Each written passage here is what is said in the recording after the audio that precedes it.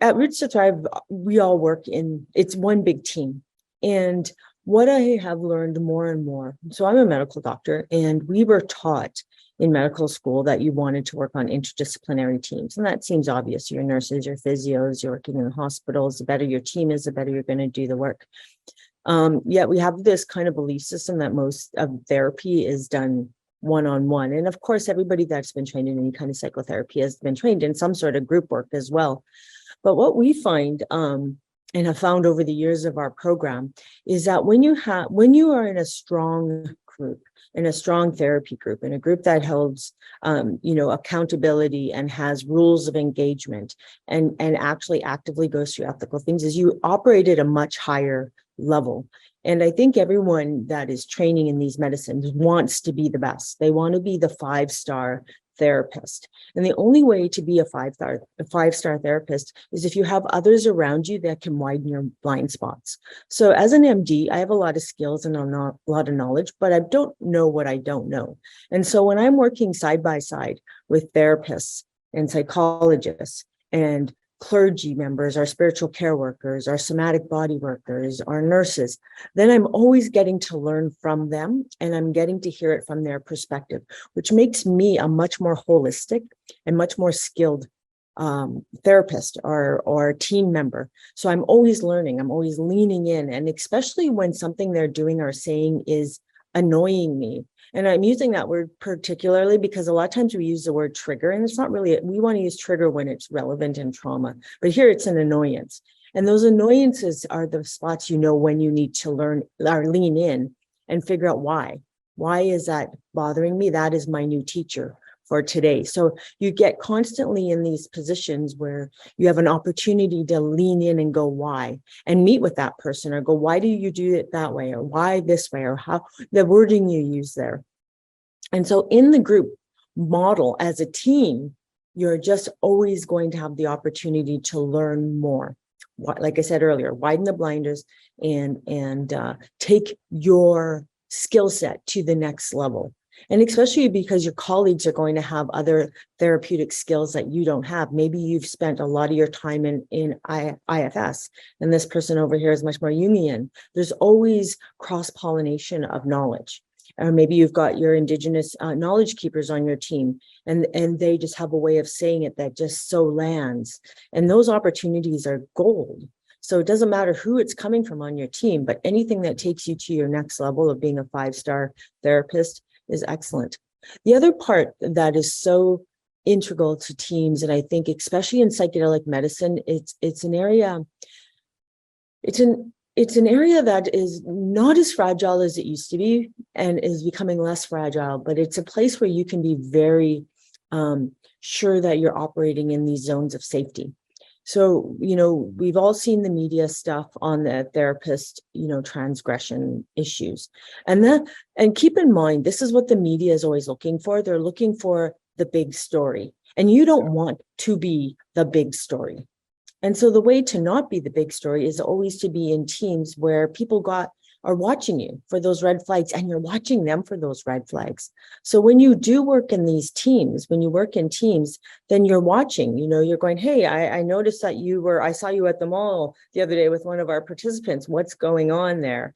Somebody's going to hold you accountable, or you're going to be talking about it like, oh, there seemed to be a little spark in that session. I saw that there seems to be more going on between you and that participant. What's going on, and hold people accountable so that you don't transgress. And in that team model, people are always, not only are you helping others not transgress, but they're helping you not transgress. And in that, when you're in the group therapy model, for instance, like Roots to Thrive, we do, all of our participants are journeying group. So let's say somebody, we have agreements to touch, we have very clear dialogues around how support will be given. But let's say somebody is having, a particularly sexual journey, right? And one of our body workers is holding their feet, and then the participant perceives it differently after, right? There is a huge amount of safety there for the participant and for the team to go, oh no, yes, this is what you were doing, and the person held your feet to help you ground. Mhm. There's this level of safety of people being able to give context to what happened, give context to the journey and that integration of what happened, but also for the therapist. It's not their word versus yours. Not that you ever want to be in that situation anyways. We always think of this as a collaboration between our patients, our participants, and us, but you can start to understand like, oh, how even if you did something that maybe could have been perceived as a transgression, like maybe you gently put your hand on their heart and it felt to them more that you put it on their breasts, just being able to have a team around you to support that and talk about it, and even support the patient if they feel that that was not what they needed then, or that felt wrong to them. There's more skill set there to make meaning of what was Mhm. offered and but what versus what was received. So you start to And see that this big community around you can be very supportive for the patient safety and very supportive for team safety in these altered states, in non-ordinary states of therapy. When you have a team, like for me as an MD, I know what I need to checklist for consent. For instance, if we want to talk about consent on that side of ethics. But then the nurses also have another thought of what needs to be there. And the therapists do, and the spiritual care, and our Indigenous elders, and, the whole team is looking at that consent and saying, is this truly a patient-oriented consent? We're working on one like we're revamping one right now, and we have past participants that are reading through it to make sure that, like, does this really make sense? Like, when you read this, do you really understand it? And that's the benefit of the team, because not only are the healthcare professionals on our team, but our participants, we perceive them as being on our team and making us better. So, something as simple as that, because that consent is something that we don't do well. We understand our words, we understand what we're asking, but it's only consent if our participants really, really understand it. And that falls right into the ethics. Like, can they ethically consent? And that's a huge issue in therapy completely. And this is one that we grapple with very deeply, is when people are really low. They're at the lowest point of their life, they're low depression, their anxiety is through the roof, they have PTSD. Maybe they're thinking of you or your team as if this is my last hope. Like, we hear that all the time. I've tried everything else. You guys are my last hope. And when they're that low, it's really, it's hard to process. When you're fight, flight, or flee, you can't think. When you're in sympathetic drive, you cannot think. So how can you even consent to therapy if you can't even read the words on the page? So we have to take this very seriously on the ethical side of how do we properly and truly make sure that the people we're working with understand, the modalities we're going to use, our skill set. We have to be so clear. This is where our skill set is. This is where our skill set is not. You can't be all things to all people. And if you're trying to, that's your own red flag.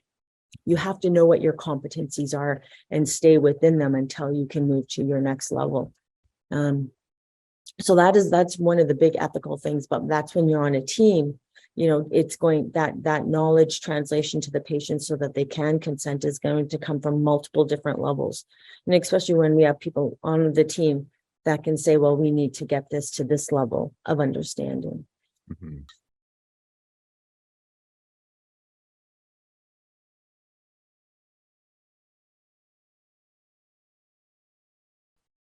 Psychedelic therapy is just a tool in that toolbox.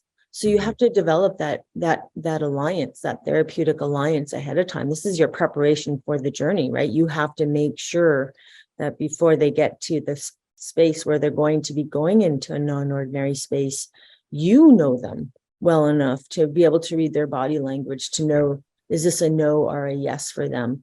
And that you've worked through that with them so that you have very clear and concrete yeses and nos, signaling, wording. What are the agreements for how you're going to work and support them?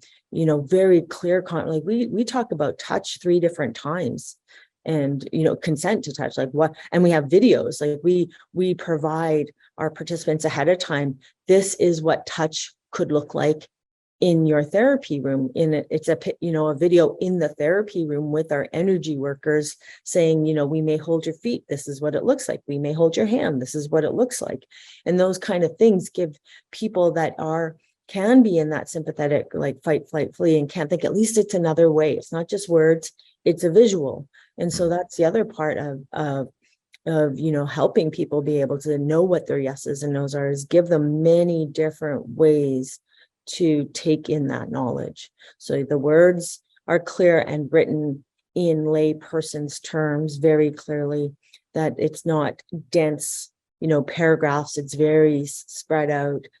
We also do the whole consent part on video so that people can listen to it at their own pace. And when we say, feel, when you hear it, feel in your body, is it a yes or a no? So we're starting to help them. Again, it goes back to that preparation, help them regulate back into their body so that by the time we're going into that psychedelic session, they are getting a better sense of a yes and a no. And we're reading them as well and trusting that if we feel a no from them, then we're going to honor that. They have to feel safe with us, right? And that's for every therapist. If your patient does not yet feel safe, just wait. There is no rush. There is zero rush. I think a psychedelic medicine it's a marathon. There is no rush here. There are no sprints. And the one thing, the other strength of the group model and taking time to prepare people longer is they start to settle in and they start to already get results before they even get into their psychedelic therapy. They're already starting to regulate through breath work. They're already starting to use somatic techniques to get back into parasympathetic. So they're starting to get their own wins. They're getting reconnected to their inner healing intelligence. And because, you're walking with them so right at their pace, that when they do get to that medicine session, they know you can hold them safe. Yeah. And we know that our preparation has served them in some way, because almost every time we hear them deeply in the medicine repeating something they've learned, you'll hear them saying, just breathe. Breathe. Like they're coaching themselves. It's always worth repeating what accountability groups can do for you. Like one, it gives you a bunch of colleagues, which is nice to talk about things and questions.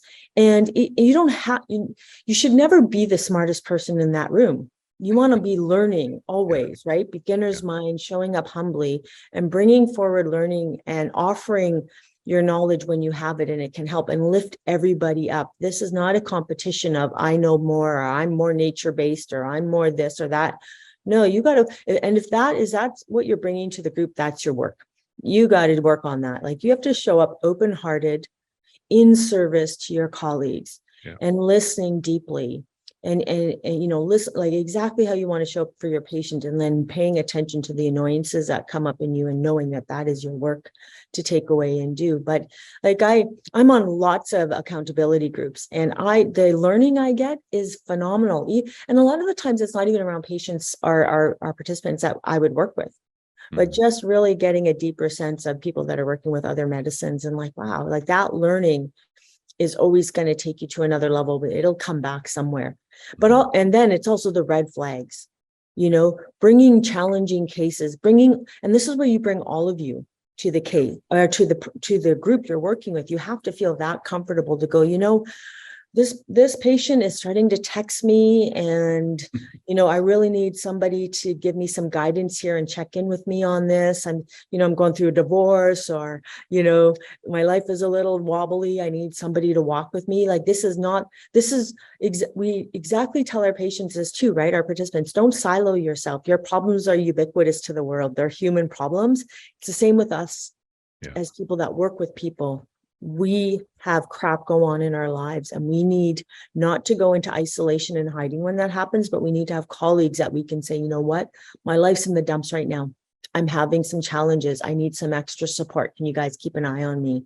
Or, whatever, something. You cannot silo yourself. It is this, if you're doing psychedelic medicine, you're doing it to do it better. This is not the place to do it the old way. This is the way to lean into your learning and be the best you can. And you're going to do that better with the more colleagues you have around you.